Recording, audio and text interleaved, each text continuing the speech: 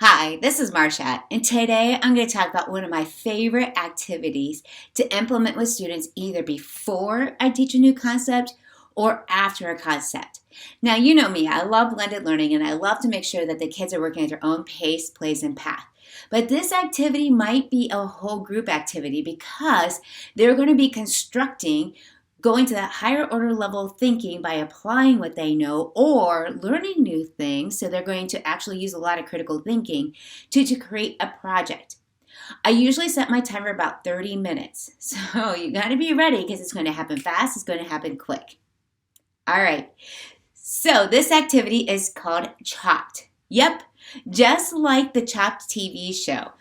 In the Chopped TV show, the students or the participants go and they get a basket of supplies. And in the supplies are going to be random food, and they have to put together those foods to create an entree, a dessert, or an appetizer. Well, with Chopped EDU, what we do is we take that idea and we actually add in the concepts that they're learning in class. We actually add in artifacts, we add in vocabulary words, we add in some mapping skills depending on what skill it is that we're working on, and we add in vocabulary. I also love to go to the dollar store and find some random item that students had to go and put together with the Chopped activity. So what I'm going to do is I'm going to walk you through what a bag would look like for a social studies unit on Reconstruction. All right, you guys ready? Let's do this. All right, to kick off the Chopped EDU activity, what I do is I set up and put everything together in a bag or a basket.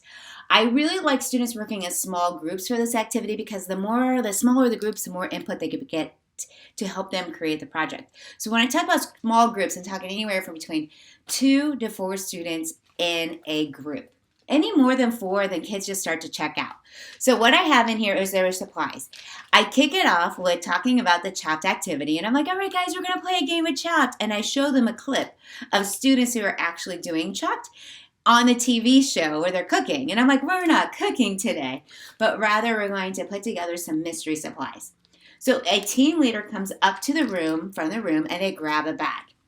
Before they open their bag, I talk to them about what is inside of their bag. Inside of their bag, they are going to get a direction card. This one is going to be the timekeeper to make sure they have enough time. The head chef, who is in charge of making sure everybody's working. They have a sous chef, a line chef, and a judge. One person will have to be the judge. So that means that during the competition, they had to stop working on their project and they had to go around and look at all the different resources that the students are doing. Other teams, are they collaborating, working together? I have that for you, so you will see that at the end of this video. All right, so that's the very first thing that's inside of their bag. Also inside of their bag, I will tell them they will have some random item from the dollar store. This one that they have is like a light up, it's pretty cool, wand that they had to use in their presentation somehow, some way. And you guys, I just go find things either in my old toy chest from home or I go to the dollar store and I buy something cheap and expensive and total random, because the more random it is, the more the kids have to think outside the box. So I have that little light up wand that they had to put into their presentation. They got the ID cards of who's going to be what presentation. They also have some form of artifact. This is an artifact that I found about the Reconstruction era. This was talking about a receipt that was enslaving Lucy Ann, and they were paid $775 for Lucy. I don't explain it. I just have the artifact, and then I go and I talk about like what it is. So I have that inside of it. They don't know what they're working on yet.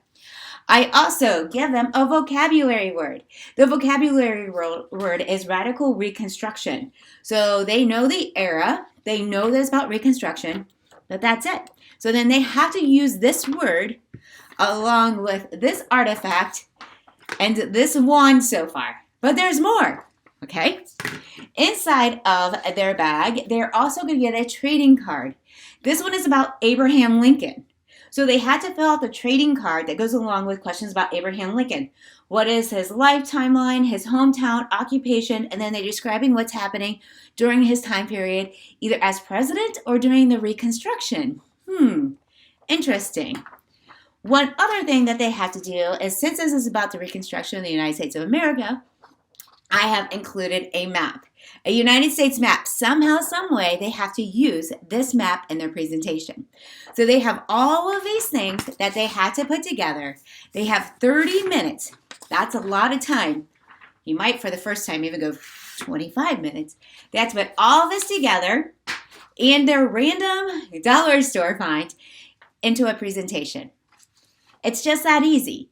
All I did was I go through those key aspects that I need them to learn and to know about, and I put it in a bag, a mystery bag, and I give it to the students. I have found this idea. This came actually from a blog post, which I'm going to actually link to the bottom of this video so you guys can go see where this came from. But it was actually a social studies teacher who was teaching about the Louisiana Purchase. And he hid things around his room. He had the kids go and put things together.